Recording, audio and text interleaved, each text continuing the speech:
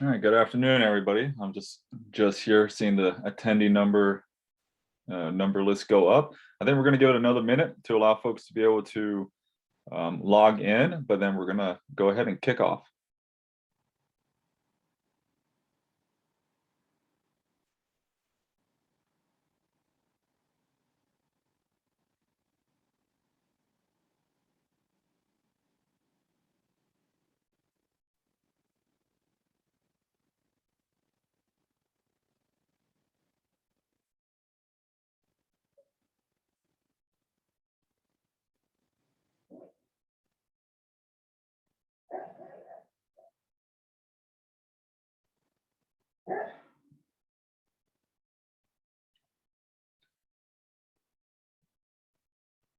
All right. Well, good afternoon, everybody. My name is Jack Busby, Associate Director of Educator Pathways and the Paraeducator Board with the Professional Educator Standards Board. Pronouns he, him, and I'm coming to you from the traditional lands of the Puyallup people. It's a pleasure to be here with you today to talk to you about the Paraeducator Certificate Program and updates to look forward to for the upcoming school year. And with me today is Zoe. Zoe, would like to introduce yourself? Yes, good afternoon, everyone. My name is Zoe Hammes-Hefty. I am the program specialist with the Educator Board. My pronouns are she, her. I come to you on the Squaxin Island and Coast Salish people, traditional lands, and we're excited to be here today. So we're going to start off with the land acknowledgement. And so no matter where we're all zooming in from today, we are on the traditional lands of Native Americans. Their ancestors were the original inhabitants of the land that we are occupying today. And as we proceed with the webinar today, we just want to make sure that our deliberations, recommendations, discussions benefit their descendants equitably. So we just want to start with a land acknowledgement to recognize the Indigenous people who have historically been moved from their homelands and territories. The United States seized more than 1.5 billion acres from Indigenous people between 1776 and 1887, but today most of that land is held in trust by the government, severely restricting the rights of Native American people. It's important to note on this map that you do not see Duwamish, Wanapum, and Chinook tribes who are not recognized by the US federal government, but should be acknowledged as they have a long history in present-day Washington. So recognizing the original inhabitants of the spaces that we occupy through awareness building and land acknowledgement practices is a really important step toward advancing equity in education and beyond. Wherever you are virtually in Washington State, please take a few seconds to acknowledge the land that you are on as the traditional homeland of Indigenous peoples.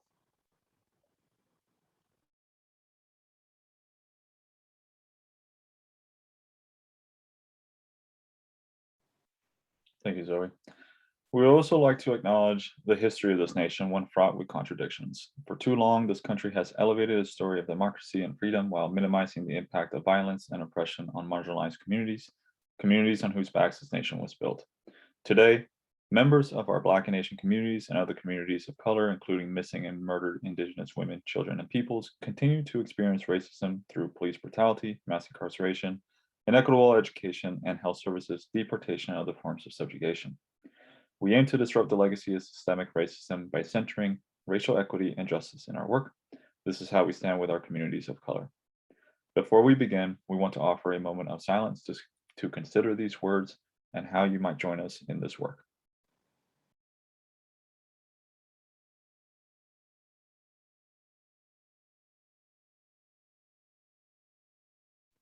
All right, so just an overview of what we're going to be going over today. I want to first start by saying that this is a webinar. This is not a training and you will not receive clock hours for being here.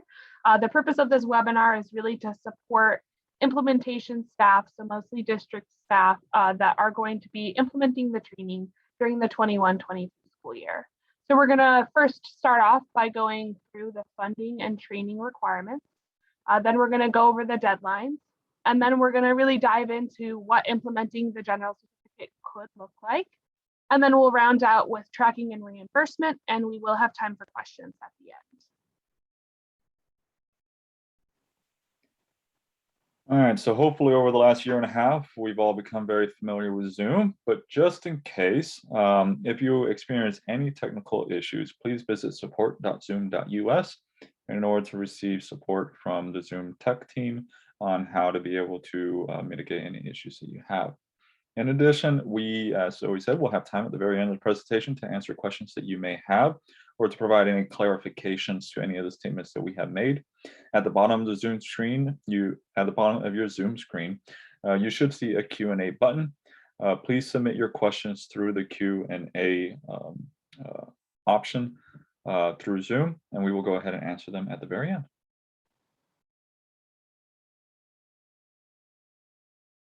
All right, so to get started with this conversation, let's first go over what is funded and therefore what is required.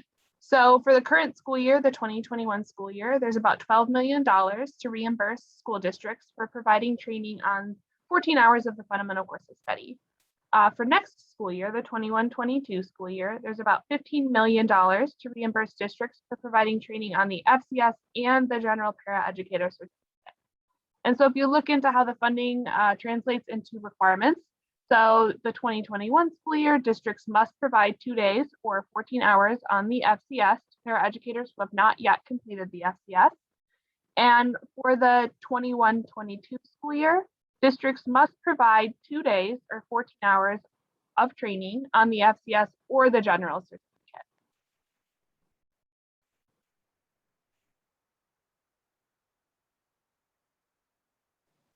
Great. And even though we're going to be mostly talking about the upcoming school year, we still want to start off this slide with a review of what training needs to be provided for the current school year. And that's because you are still able, as district leaders, to be able to provide training to your paraeducators up until September 1st of this year on the 14 hours of training towards the fundamental course study. So you still have until September 1st, 2021 to meet the training requirements. Beginning next school year, districts are going to be required to provide both the fundamental course study and the general paraeducator certificate to your paraeducators. Now, how could this look like? Basically, if you have a paraeducator who has yet to complete the fundamental course study, you should be providing 14 hours of training to them towards the fundamental course study. If they have completed the fundamental course study, then 14 hours should be going towards the general paraeducator certificate. If we break this down further, if you hire a brand new paraeducator with no training, then obviously the first 14 hours of training should go towards the fundamental course study. For any paraeducator that you hired for the first time this school year that received 14 hours and they come back next school year, then you'll have to provide the other 14 hours to them on the fundamental. And then finally, if you have any paras over the last 2 years that are returning next year, and they should have the fundamental course study done, then you can begin training them on the general paraeducator certificate. So what are the training deadlines for those? So for the fundamental course of study, if you hire a paraeducator before September 1, you need to train them on the 14 hours by September 30th. If you hire a paraeducator after September 1, it's broken down by the size of your district. And so if you're a small district, which is less than 10,000 students, you have until September 1 of the following year to provide them the 14 hours. If you're a large district, so 10,000 or more students, you have to train them on the 14 hours within 4 months of hire. And so those are the dates for the fundamental course study. If you're training paraeducators on the general certificate, you have until September 1 of the following year to provide the training.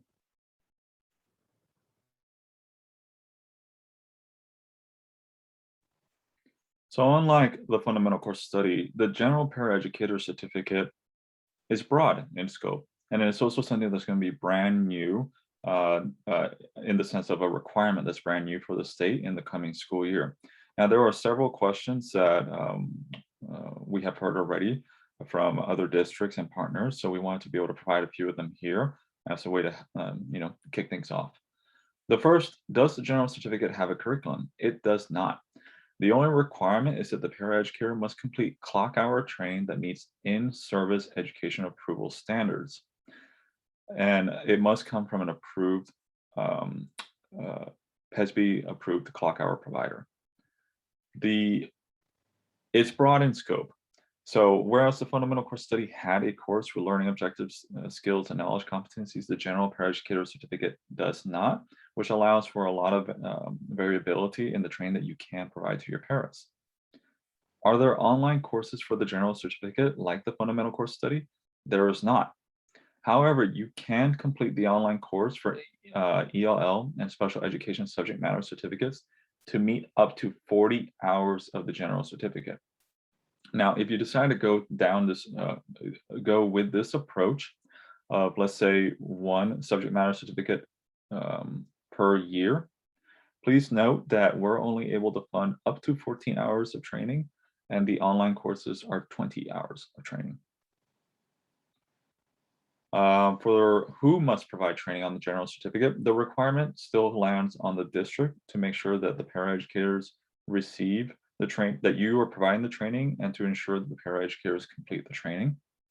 Now, school districts, you're more than welcome to partner with other providers, such as unions, community colleges, ESDs, and others, to be able to make sure that this training takes place. Just a reminder that the provider must be a PSB approved clock hour provider.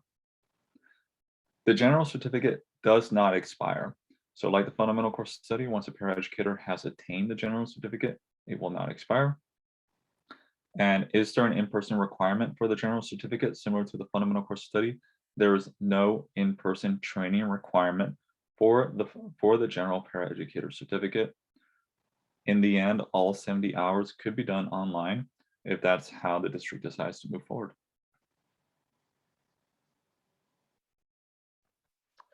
All right, so there is currently a 3-year requirement. So the paraeducator has 3 years to complete the general certificate after completing the FCS.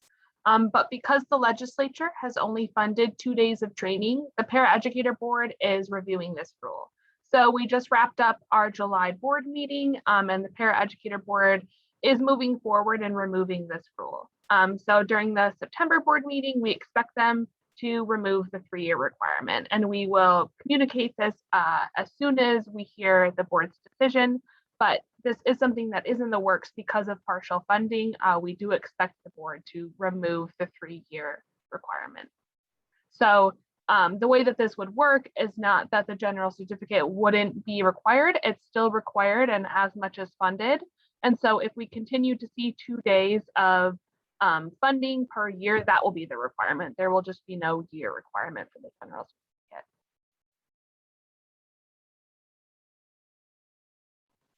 So as we mentioned, unlike the fundamental course study that has a very specific course and learning objectives, the general certificate does not.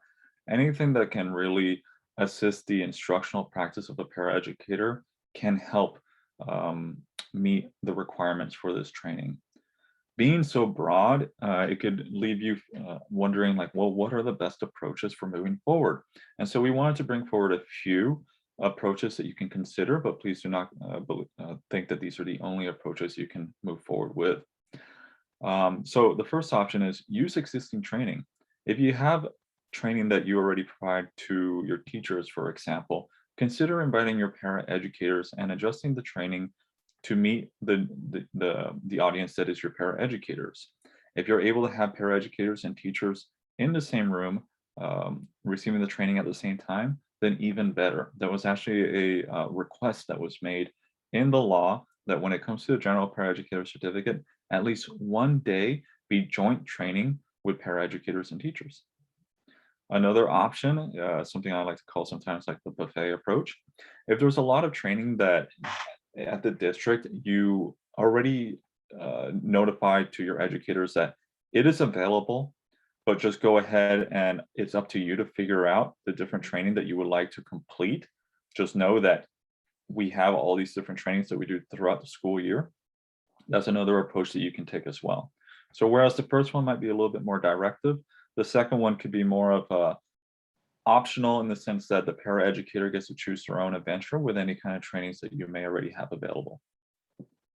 The third one we already touched base on is that even though the district is responsible for providing the training, that doesn't mean that you're not allowed to partner and collaborate with external providers, such as ESCs, unions, community colleges, or others, to make sure that this training is completed. And then finally, consider developing new training for your paraeducators. It must meet clock hour standards and requirements, but consider using the funding to be able to develop new training for your paraeducators to help them in their instructional practice as a paraeducator. We also wanted to mention some suggested training topics. So if you are going to create new training, or if you're looking for training for your paraeducators, we do have some suggested topics, and these topics came out of the listening session that we held with paraeducators, where paraeducators broke into small groups with board members, and these topics came up in many of the small group sessions. So social emotional learning, especially in the wake of the pandemic, we had a high request for social emotional learning.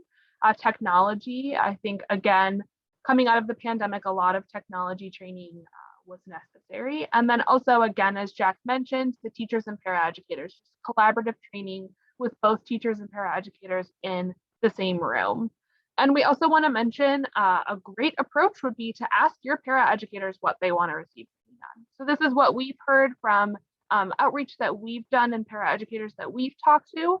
But the intent of the general certificate is really to meet your individual's paraeducator's needs. So we highly recommend providing training or opportunities for your paraeducators to receive training that is relevant to their specific role. So we just want to make sure that you guys know that this is definitely the intent, and that you have that freedom to decide what topics the general certificate training looks like, but we highly recommend asking your paraeducators for their input on that.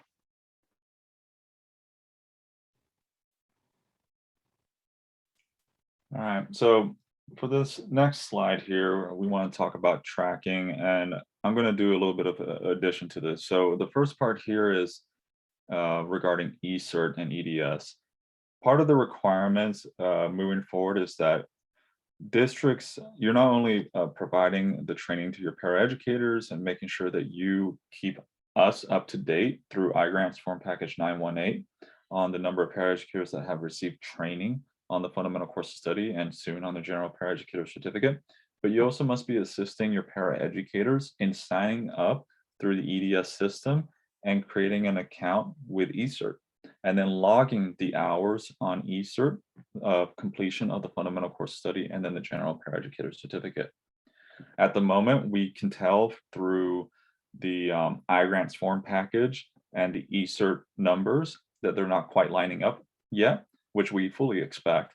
But we just wanted to start really emphasizing the importance that as paraeducators complete the fundamental course of study, you work with them to make sure that they're listing the completion of the fundamental course of study on eCert, so that they can start getting into the system. eCert also is a beneficial way for you to be able to see who hasn't noted completion of the fundamental course study. There's a backend database where the district administrator who has access to eCert can see who hasn't completed who hasn't listed completion of the fundamental course study yet. And it's also a good way to see how things might be progressing, or it might be a good way, but this is something to double check with CERT office, if it's a good way to see the progression of the general certificate for your paraeducators. Now, the part 2 here is also to make note that it's going to be very important to have a very strong, robust system of tracking of the paraeducator training in your district. This may be one of the biggest challenges the districts are going to have in the coming year. Yes, there's a little bit more of a variable approach of the training that paraeducators can complete for the general paraeducator certificate. And that's why it's going to be very important to know and be able to track the training that is being completed, and to make sure that they're completing up to 14 hours per school year, whether that be through the directive approach in the training, or if you go for more of an a la carte or working your program partners and make sure the training takes place. So you can't just rely on eCert. You're going to have to make sure that you also keep a really strong tracking mechanism in your own district.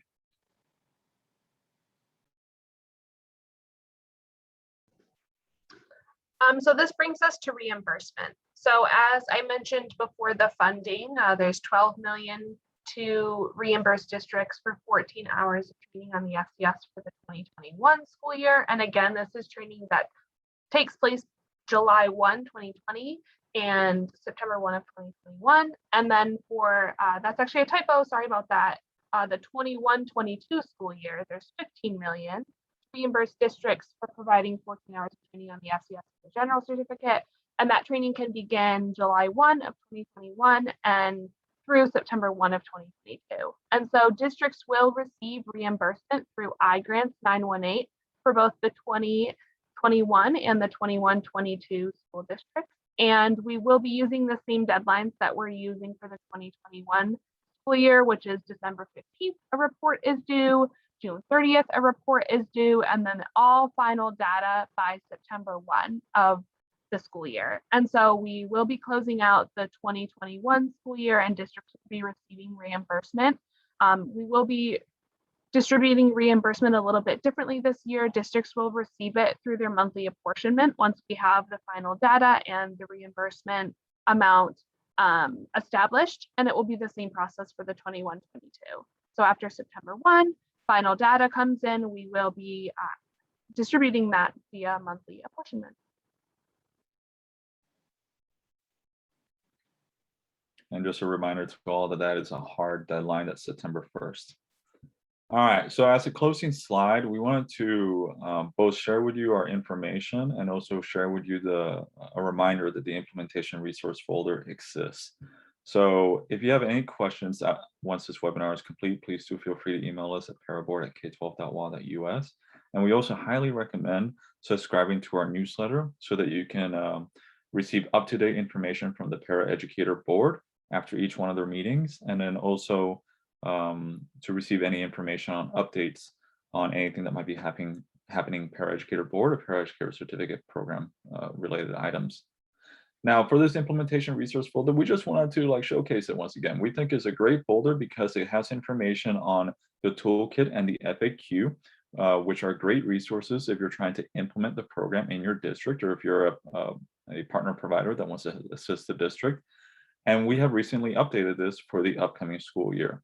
So we highly recommend checking out the toolkit and the FAQ.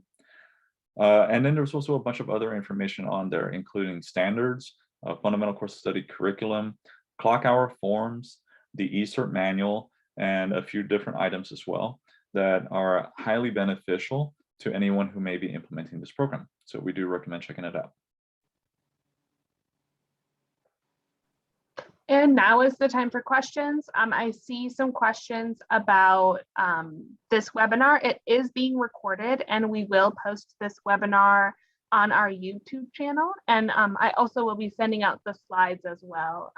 So all of those resources that Jack just shared on the slide are hyperlinked. So we'll send out the presentation and you can click on all of those and review the slides on your own time.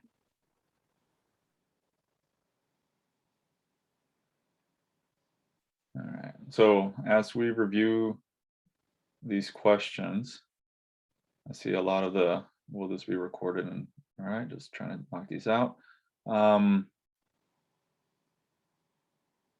Okay, so a question here about, and thank you for asking this, clarifying regarding the online synchronous learning being able to meet the in-person requirement. Thank you for asking that question. It is accurate that over the last year, because of the pandemic, the Paraeducator board created a rule, an emergency rule, that would allow for the in-person fundamental course study requirement, and that's that 7 out of the 28 hours that a paraeducator receives to complete the fundamental course study must be done in person. Now, because of the pandemic, obviously that could not take place. So the Paraeducator board created an emergency rule to allow for online synchronous learning to meet the in-person requirement. That emergency rule has a sunset clause, which is this coming September 1st, 2021. After September 1st, it reverts back to in-person training only to meet the 7 out of 28 hours of the in-person requirement. So online synchronous learning will no longer be able to meet the in-person requirement.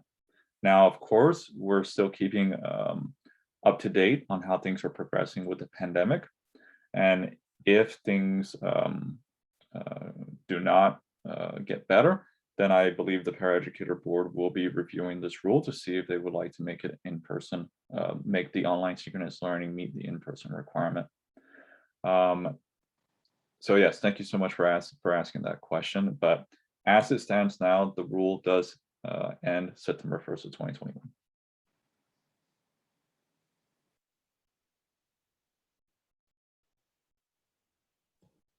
It looks like we're receiving some questions about the training deadline, so I'm just going to go back to that slide so we can review the training deadlines again.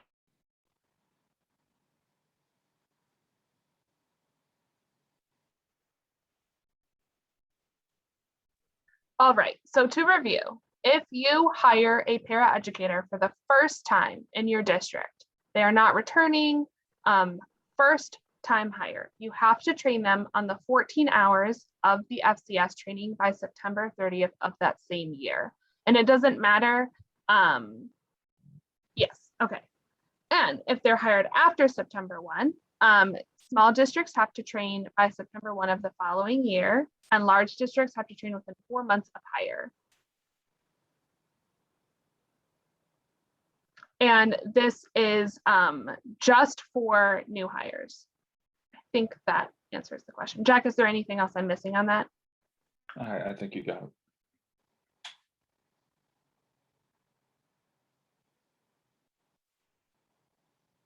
Great, thank you. All right, I think there's a couple quick questions here I can probably knock out quickly. There was a question, is PD Enroller the same as eCert? It is not the same. They are two different systems. eCert is the statewide mechanism to be able to track professional development for educators in Washington. But PD Enroller does connect with eCert. This was a new item that the certification office worked with the owners of PD Enroller over the last year. So now there is basically a two-way, there is a communication between PD Enroller and eCert to be able to keep up with tracking. How does that work? I'm not quite sure. That would be a great question for the certification office, but they are not the same.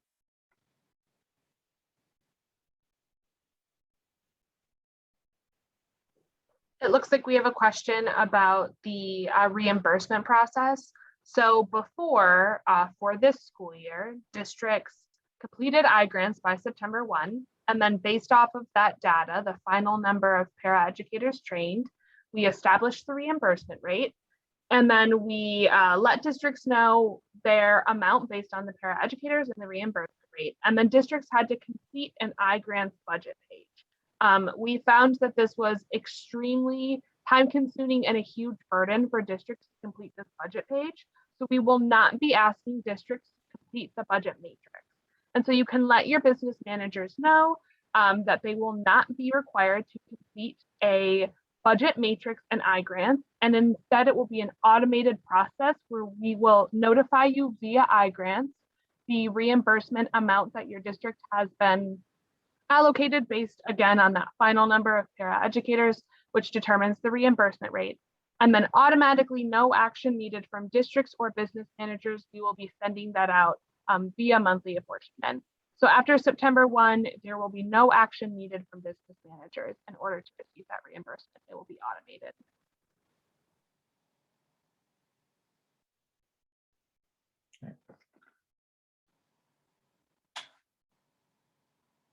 Have a question here. The general certificate is 70 hours, but only 14 hours of training is provided.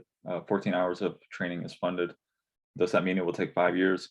That does mean it will take 5 years if A, the legislature continues to fund the program, which we expect that they will, and B, if you, the district, only provide 14 hours, you're welcome to provide more, but you're only required to do 14 hours. And if the paraeducator doesn't decide to do additional hours on their own time. Just a quick note on that, anytime that a paraeducator comes to us through email or communication asking what training may be available for them, we can always provide the lay of the land for them, but we always make sure to let them know that they need to go talk to their district before they go and do any training on their own, to make sure that there's a strong partnership and open lines of communication between para and district on the training that they should complete.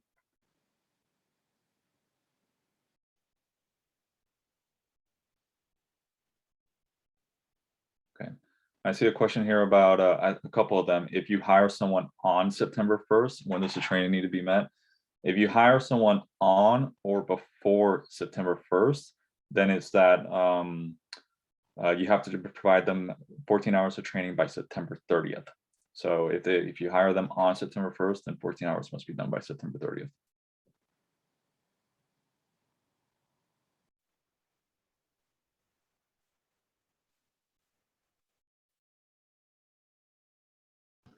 I see a question here about paraeducators not being able to participate in general certificate training after they have completed the 28 hours.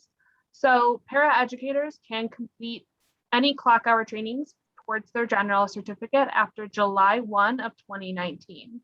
So the way that it works is that they can complete training towards their general certificate after July 1 of 2019, but they can't apply for the certificate after they've marked the completion of FCS and eCert.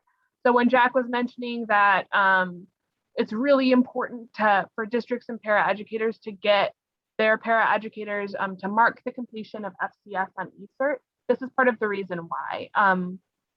But I just want to clarify, some paraeducators know this and have completed clock hour trainings towards their general certificate on their own without their district. And so that this is a possibility and it is allowable.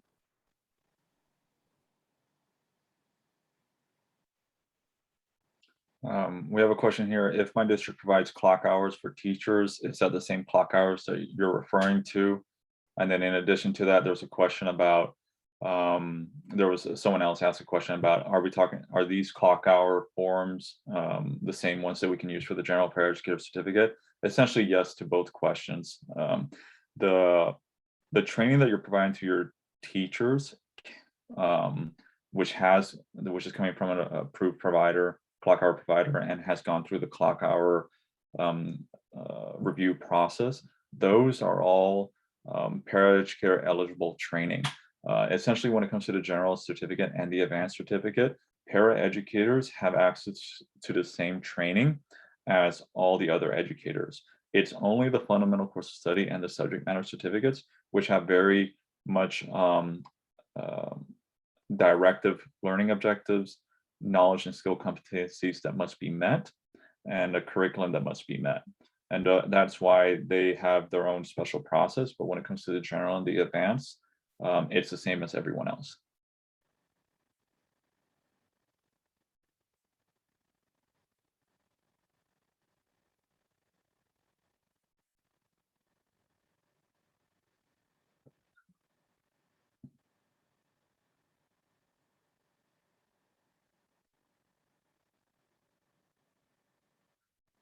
Quick note here, a couple folks have written in about the online synchronous learning going away.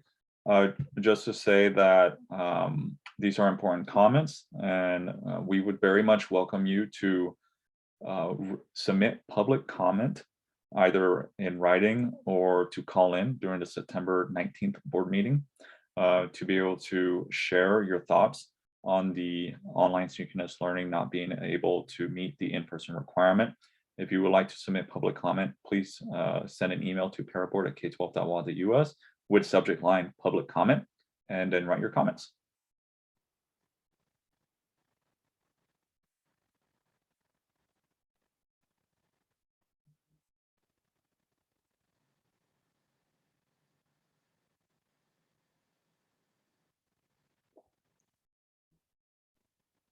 There's a question here, Zoe, that maybe you're better at answering about the apportionment. Yes. So depending on how long the establishing of the reimbursement rate happens and when the monthly apportionment goes out in September, we will either be sending out the reimbursement for the 2021 school year in September of 2021 or October of 21. So it will not be spread out. It will be one lump sum in either September or October's apportionment. Thank you. There's some questions here about paraeducators being required to participate in the training. This is a two-part. So when it comes to the training, just a reminder that districts, it is your responsibility to provide the training and to ensure that paraeducators complete the training. The rule that is being changed by the Paraeducator Board regarding that 3-year requirement It's changing it in the sense that a paraeducator will not have to be, is not required to complete it's changing it so that the paraeducator is not required to complete the general paraeducator certificate within 3 years, but it's not removing the requirement that a paraeducator must complete the general paraeducator certificate. The language that's being under review right now by the Paraeducator Board and up for consideration in September states that a paraeducator is required to meet training that is provided by the district towards the general paraeducator certificate. So there is a still a requirement there for the general. It's just that 3-year timeline that's going away.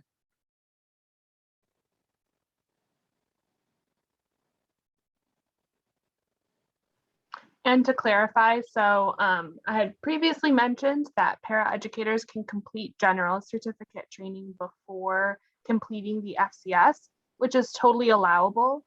The way that it gets a little bit complicated is paraeducators completed that training by themselves and without reimbursement for the state.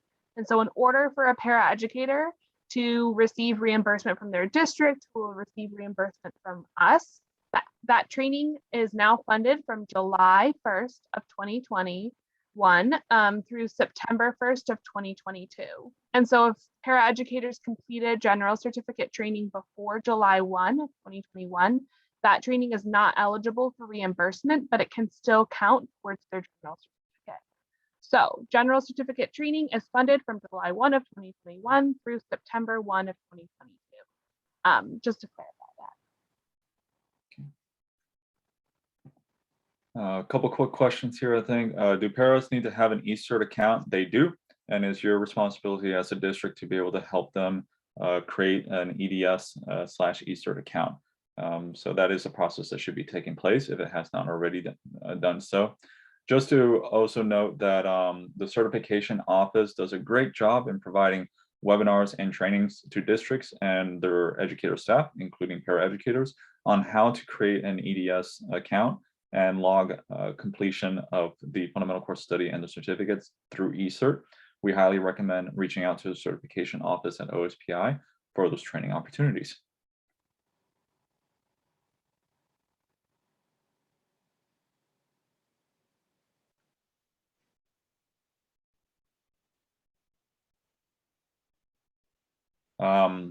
Another question here, can paraeducators choose whatever training they want to fulfill the requirements for the general certificate as long as it's clock hour eligible? Short answer, yes. A paraeducator can choose whatever trainings they want. The longer answer, though, is that a reminder, it is the district's responsibility to provide the training and not the paraeducator's responsibility to go out and both seek and find the training, or that's the same word, but basically go find the training for themselves to complete. Now, you can set up a process in your district to say, here are all the trainings that are available that, we have either partnered with the provider and they understand that you can only do 14 and we have an agreement with you about the reimbursement rate, or that, these are the trainings that we provide. Say if you do more of like a buffet approach where, every month there's X amount of trainings that you provide to your educators, and you paraeducator are welcome to go to any of those trainings.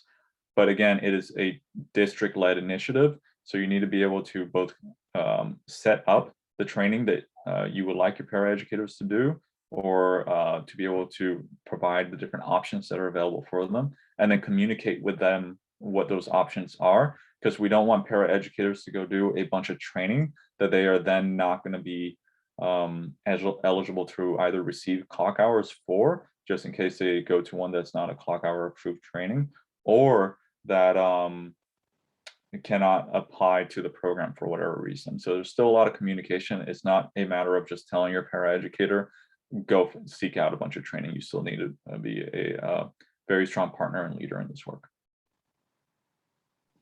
We usually say it like a million times by now in the webinar, but communication is truly so vital with your paraeducators.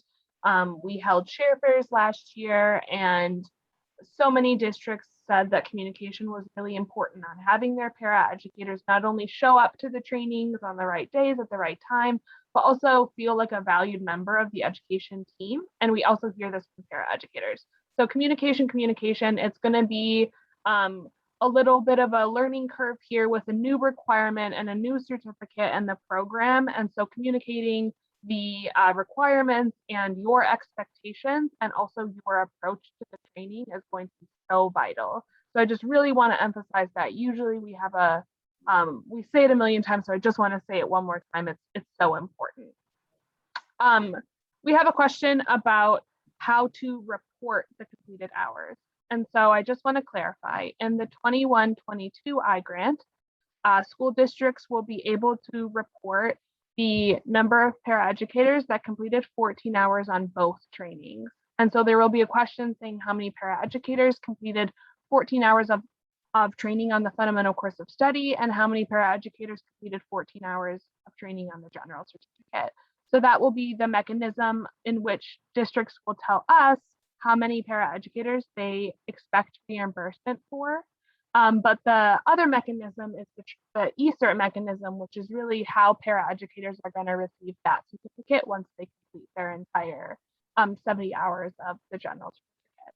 So iGrants is for reimbursement, and that's how you're letting us know that you've met the requirements. And eCert is for paraeducators, much like a teaching certificate. That's going to let OSPI and the certification office know that they have met that entire certificate and that they are eligible to apply for that certificate.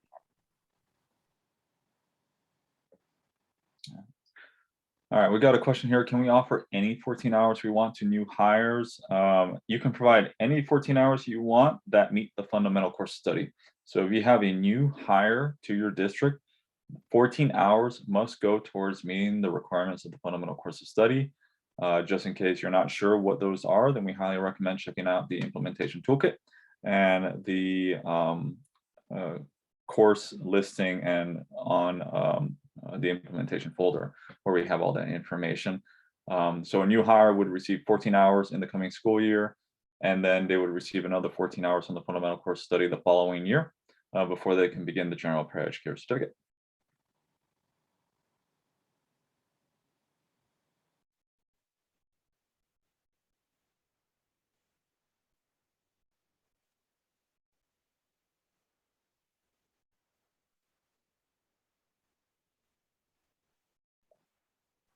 Another question about how many hours a paraeducator has to complete in order to receive reimbursement.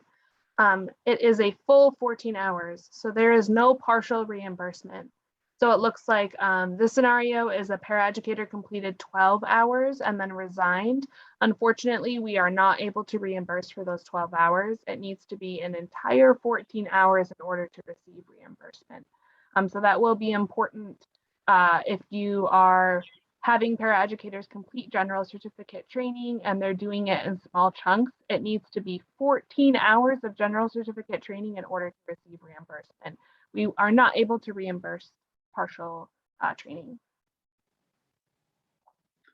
I have a question here. If we, to clarify, if there's did you say that there is a way to link the data in eCert to the paraeducator general certificate? Essentially, since these are clock hour trainings that paraeducators are going to be completing, there will be a clock hour form that's associated with these trainings. These hours that a paraeducator completes can then be listed on eCert, just like a teacher would be listing their clock hour completion on eCert as well. So if they do 3 hours of training on social emotional learning, and then 5 hours of training on communications best practices, then they would be listing these trainings on eCert and the completion date and hours. And then after 170 hours is completed, a paraeducator can then attain the general paraeducator certificate.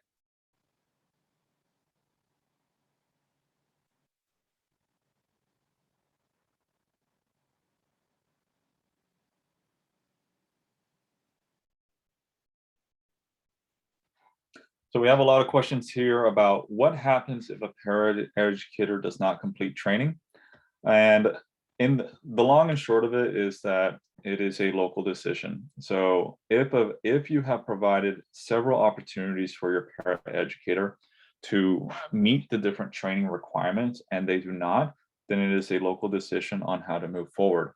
Again, it is on the district to provide the training, and if you've been doing that, then great, and then ensure that the training takes place. We have heard from several districts that have stated that they are making this into an employment requirement for the fundamental course of study. Now, when it comes to the general paraeducator certificate, it's in law that it is a requirement that the paraeducators must be completing the training if if the funding is provided by the legislature and funding has been provided by the legislature. So moving forward, the paraeducators who have completed the fundamental course of study are required to complete that training. When it comes to the FCS, it is a local decision if they are not, but several are making it an employment requirement to make sure the paraeducators complete the training. And to add on to that, we've been receiving a lot of questions about paraeducators who have been on a leave of absence. And so if a paraeducator has not returned to the school year, to the classroom, they should only be receiving 14 hours of training. And so if a paraeducator returns 14 hours, they do not need 28 hours in one school year, and there's only 14 hours of funding. And so I just want to clarify that as well. There's only 14 hours of funding per school year. And so if you have a paraeducator who has received 14 hours of FCS training before, and you are going to give them the next 14 hours of FCS training in the 21-22 school year, that's it. There's only 14 hours of funding. They do not need to also receive 14 hours of general certificate training. It's only 14 hours of funding per school year so far. So we've had a few more questions come in about eCert. It is both a paraeducator responsibility and a district responsibility to support the paraeducator to log completion of the fundamental course of study and assist them in logging completion of the general paraeducator certificate requirements on eCert. A reminder, this is the first time the paraeducators are being introduced and having to log completion hours on eCert, and additional support is needed. So yes, it is a responsibility of the district to provide that support. As a reminder, the certification office does a wonderful job in providing trainings, and we definitely recommend reaching out to them for assistance on how to create an EDS account and log completion of the different components of the paraeducator certificate program on eCert.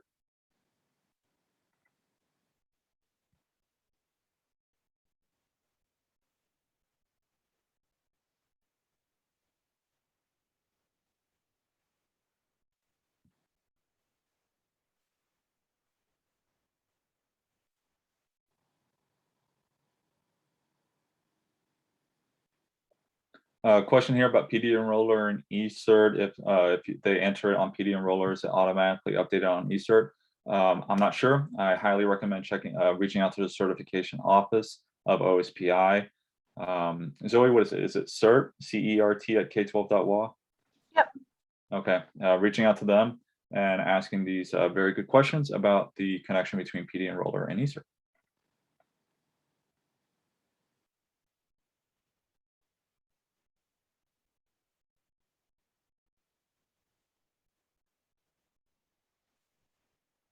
Let's see. I think we've answered these other questions that are remaining.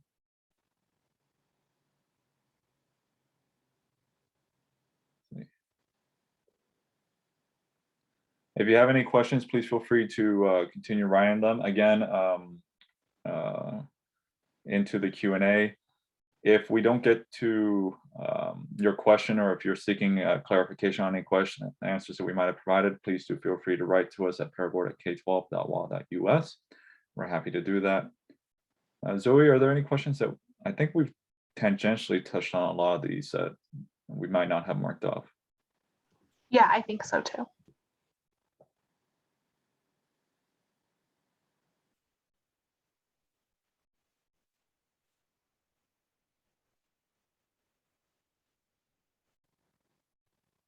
All right.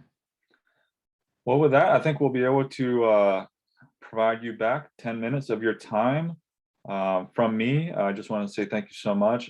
This work cannot be done without your support and your leadership to make sure that the implementation efforts take place. And for that, we're